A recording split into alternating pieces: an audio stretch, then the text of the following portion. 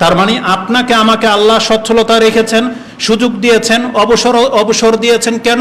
যাতে করে আমি আপনি অন্যদের চাইতে বেশি ইবাদত করতে পারি, যাতে বেশি আল্লাহর শুকরগুজার বান্দা হতে পারি। এটার জন্য আল্লাহ আমাদেরকে সুযোগটা করে দিয়েছেন। কিন্তু অধিকাংশ মানুষ আমরা আমাদের এই সচ্ছলতাটাকে, আমরা আমাদের নিরাপত্তাটাকে, আমরা আমাদের এই অবসর সময়টাকে আমরা এটাকে কাজে লাগাই না, বরং আমাদের অধিকাংশ অবসর সময়টাই পাপ কাজে লিপ্ত হয়। আমাদের হাতে মোবাইল আসলেই পাপ হয়, এটাই স্বাভাবিক।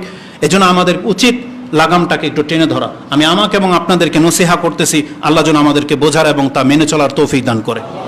রাসূলুল্লাহ সাল্লাল্লাহু আলাইহি ওয়াসাল্লাম কিছু নিয়ামতের কথা স্মরণ করিয়ে দিয়েছেন।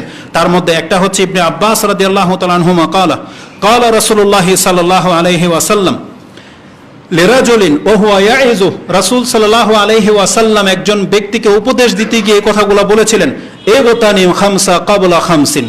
তুমি পাঁচটি জিনিস তোমার জীবনে আসার আগে, তোমার কাছে যে পাঁচটি জিনিস আছে, তুমি সেই পাঁচটি জিনিসকে মূল্যায়ন করো।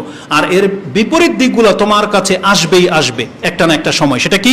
বলা হয়েছে শাবাবাকা কাবলা হারামিক।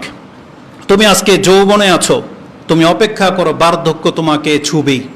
বার্ধক্য তোমার জীবনে আসবে। যারা পূর্ণ বয়স পাবেন এমন প্রত্যেক ব্যক্তির যৌবনকাল পার হয়ে বার্ধক্যে সে পৌঁছবে। আর আল্লাহ সুবহানাহু ওয়া তাআলা রাসূল সাল্লাল্লাহু আলাইহি সাল্লামের মাধ্যমে আমাদেরকে জানাচ্ছেন, তাহলে তোমার যে যৌবন কালটা এখন আছে, তুমি এটাকে মূল্যায়ন করার চেষ্টা করো। এটাকে মূল্যায়ন করা মানে কি? এই জন্য আপনি এখন 2, 4, 10টা মহিলার সাথে রিলেশন রাখবেন, এটা মূল্যায়ন করা। এই সময় আপনি রাজনীতি করবেন, এই সময় আপনি যত পারেন জমি দখল করবেন। এই সময়গুলোতে আপনি ওই যে আপনারা যাদের গানগুলো শোনেন, ওই ইন্ডিয়ান সিরিয়াল, ওই ইংলিশ ফিল্ম থেকে যে দুনিয়া কা মজা লেলো, তারপরে ওই দুনিয়া মাত্র কয়েক দিনের, খাও দাও ফুর্তি করো, যেই কথাগুলো দিয়ে তারা পুরো জাতিটাকে বিভ্রান্ত করে ফেলেছে যে আর বাঁচবে কিনা বলতে পারো, বা একবার যে জাবানি গেল আর ফিরে আসবে না, এগুলো দিয়ে যুবকদেরকে ধ্বংসের দিকে ঠেলে দেওয়া হয়েছে। আর তারা সেই কথাগুলোকে অনুসরণ করে। অথচ রাসূলুল্লাহ সাল্লাল্লাহু আলাইহি সাল্লাম, তার নবী বলেছেন, তুমি এই যৌবনকালটাকে মূল্যায়ন করার চেষ্টা করো। এই যৌবনকালের ইবাদত আল্লাহর কাছে বেশি প্রিয়। এই জন্য তো আল্লাহ সুবহানাহু ওয়া তাআলা বিশেষ এক ছায়ার ব্যবস্থা করেছেন, আরশে আজিমের ছায়া।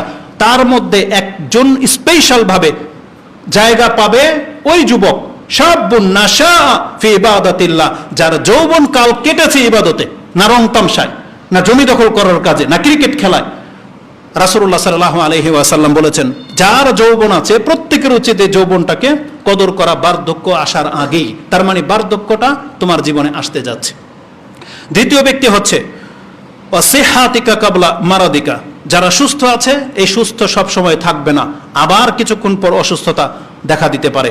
যখনই আবার বড় ধরনের অসুস্থ দেখা দেবে, তার সমস্ত নিয়ামত যেন আল্লাহ ছিনিয়ে নেবে, এমন পরিস্থিতিতে সে পড়ে যাবে। এই জন্য যারা সুস্থ আছেন তাদের প্রত্যেক ব্যক্তির উচিত আল্লাহ সুবহানাহু ওয়া তাআলার শুকরিয়া আদায় করা। আর এই সুস্থ অবস্থায় সেজন্য আল্লাহ সুবহানাহু ওয়া তাআলাকে সন্তুষ্ট করার মতন কোনো কাজ যেন করে নেয়। আর আল্লাহ সুবহানাহু ওয়া তাআলার নীতি হলো, যেই ব্যক্তি সুস্থ অবস্থায় যেই ক্যাটাগরিতে যেই ধরনের ইবাদত করত, সে যখন অসুস্থ হয়ে যাবে, সেই ইবাদত যদি সে করতে না পারে, আল্লাহর অনুগ্রহে তাকে সুস্থ থাকতে যে ইবাদতের নেকি প্রতিদিন সে জমা করত, অসুস্থ অবস্থায় তার সমপরিমাণ নেকি আল্লাহ সুবহানাহু ওয়া তাআলা তার আমলনামার মধ্যে লিখে দেওয়ার ব্যবস্থা করেছে। এই জন্য সুস্থতাকে কদর করার চেষ্টা করেন। অগিনা কাকাবলা ফাকারিকা, যাদের কাছে এখন সচ্ছলতা রয়েছে, যারা ধনী, তারা ফকির হয়ে যাওয়ার আগেই আপনাকে এই সম্পদের শুকরিয়া আদায় করতে বলা হয়েছে। এটা থেকে আপনি ইস্তেফাদ, মানে আপনি কিছু উপকার গ্রহণ করেন। সেটা কি?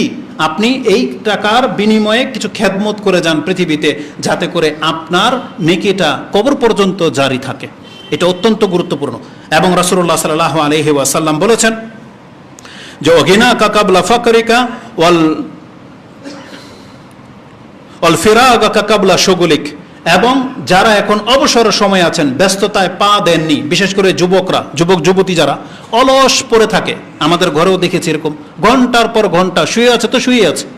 তো এই যে অলস, যেসব যুবকদের বিয়ের বয়স হয়ে গেছে, যুবক যুবতীদের কিন্তু বাপমার কোনো না কোনো কারণে তাদেরকে বিয়ে দেওয়ার ব্যবস্থা করা হচ্ছে না। বিশেষ করে 18 বছর আগে তো মহিলাদেরকে বিয়ে দিলে মনে হচ্ছে যে আপনাকে জেলখানায় বন্দি করে নিয়ে যাবে। এত নোংরা রাজনীতি এইসব ক্ষেত্রে, পাপের ক্ষেত্রে। তো এগুলো থেকে আল্লাহ আমাদেরকে যেন আশ্রয় দান করে। তো কথা হচ্ছে যে যাদের এই অবস্থায় পৌঁছে গেছে কিন্তু কোনো কারণে বিয়ে হচ্ছে না, তারা দেখবেন তাদের লাইফটা অলস কাটে। যে সমস্ত যুবকরা পড়ালেখার নামে 30 বছর পার করে দেবে, স্কুল থেকে নিয়ে ভার্সিটি পর্যন্ত তাদের জীবনটা অধিকাংশ অলস কাটে। তারা কিন্তু এই অবসর সময়টাকে মূল্যায়ন করে না। তারপরে শেষে কি হয়, যখন বিয়ে করে সন্তান হয়, যখন বড় ধরনের কোনো বিপদে পড়ে, তখন রাস্তার মধ্যে ভিক্ষা করা ছাড়া, তারপরে ওই নোংরামি করা ছাড়া, নেশা করার, জুয়া চুরি চামারি করা ছাড়া আর তার কোনো রাস্তা থাকে না। এই জন্য না, সময়টাকে আপনি মূল্যায়ন করেন। এই অবসর সময়টাকে আপনি দুনিয়াটাকেও ঠিক করেন আর আপনার দিনকেও ঠিক করেন। এই জন্য রাসূলুল্লাহ সাল্লাল্লাহু আলাইহি সাল্লাম বলেছেন যে তুমি তোমার অবসর সময়টাকে কাজে লাগাও। এবং বলা হয়েছে ও হায়াতিকা কাবলা মৌতিকা, এই যে প্রথম কথাটা বলেছিলাম যে তুমি তোমার জীবনটাকে মূল্যায়ন করো। আজকে অধিকাংশ যুবক যুবতী বা ইউরোপ আমেরিকার মধ্যে আমরা দেখতে পাচ্ছি কিছু থেকে কিছু হলেই সে আত্মহত্যা করে ফেলে বা এই পথটাকে বেছে নেয়। আপনার অন্তরে যদি এমন কোনো ইচ্ছা থেকে থাকে বা যদি জেগে যায়, আপনি তৎক্ষণাৎ আল্লাহর কাছে ক্ষমা চাইবেন, ইস্তেগফার করবেন এবং আল্লাহর কাছে আশ্রয় চাইবেন যে আল্লাহ আমার জীবনের যত বড় বিপর্যয় হয়ে যাক না কেন, আল্লাহ তুমি যদি আমাকে ক্ষমা করো এবং তুমি আমাকে আত্মহত্যার পথ থেকে তুমি আমাকে আল্লাহ উদ্ধার করো। এটা আপনাকে আশ্রয় চাইতে হবে, কারণ এটা একদম জঘন্য একটা চিন্তা, একদম বাজে একটা চিন্তা, এবং এর শাস্তির কথাটা সবসময় মনে রাখবেন। আর মনে রাখবেন, একজন ব্যক্তির জীবনের এমন কোনো বিপর্যয় আসতে পারে না যেটার উত্থান পতন হবে না, বা আপনার জীবনের অন্ধকার চলে আসছে, আপনি অপেক্ষা করেন, আল্লাহ সুবহানাহু ওয়া তাআলা আপনার জীবনে দিনের আলো এনে দেবে। এটা